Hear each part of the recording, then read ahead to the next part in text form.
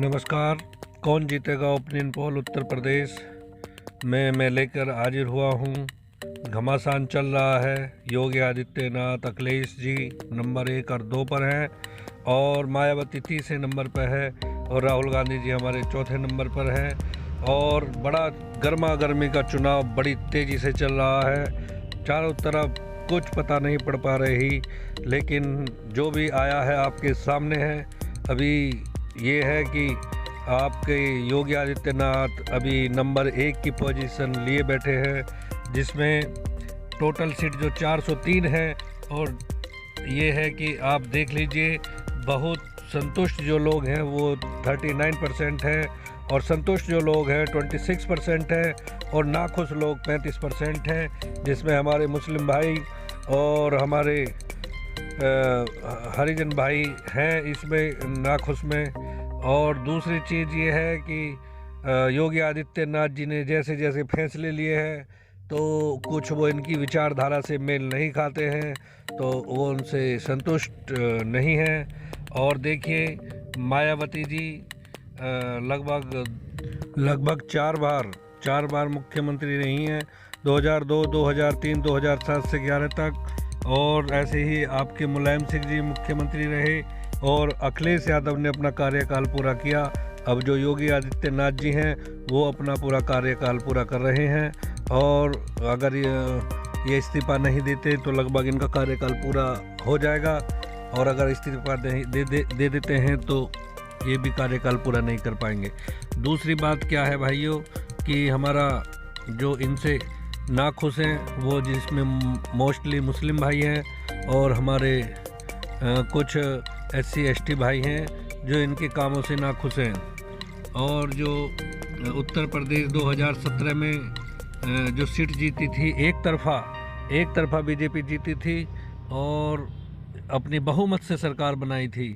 और मुस्लिम वोटर किसके साथ हैं देख लीजिए, SP के साथ 54%, BSP के साथ 14%, BJP के साथ 9% हैं और कांग्रेस के साथ केवल 7% हैं। ये हमारे मुस्लिम वोटर भाइयों का आंकड़ा है। हम पूरे क्षेत्र में घूमते हैं, घूम के हमने सभी से पूछा है, मोस्टली 54% जो है आंकड़ा SP के साथ है। ये यादव वोटर किसके साथ हैं?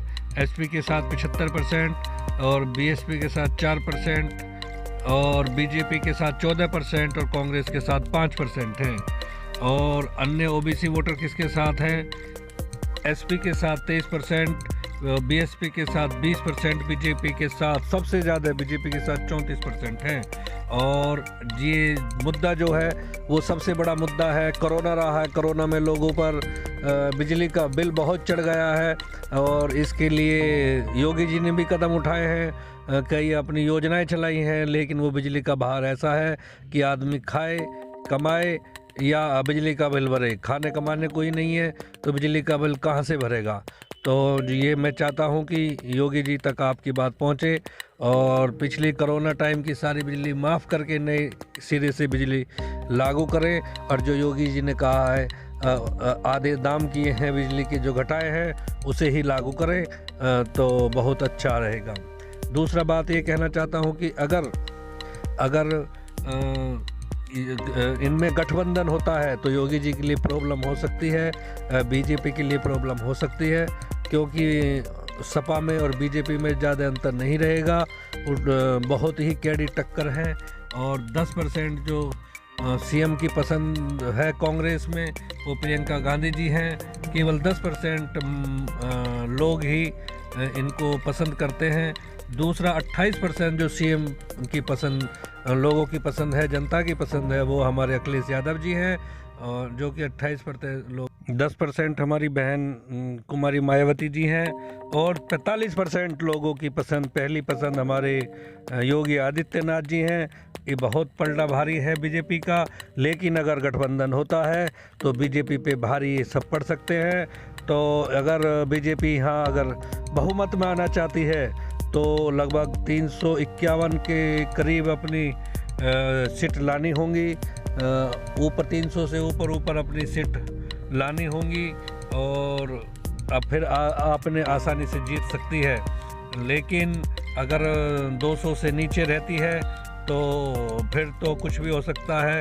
गठबंधन, कोई सा गठबंधन किसी के साथ भी जा सकता है, लेकिन ज़्यादातर गठबंधन में बता देता हूँ कांग्रेस भी और आरएलडी भी आपके समाजवादी पार्टी के साथ जा सकते हैं।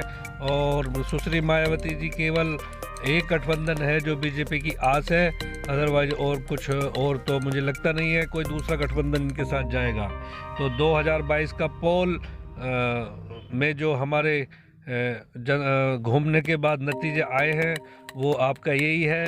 जो आपकी बीजेपी की सीट आ रही हैं वो आपका 255 से लेके 300 के करीब आ रही हैं हमारे हिसाब से।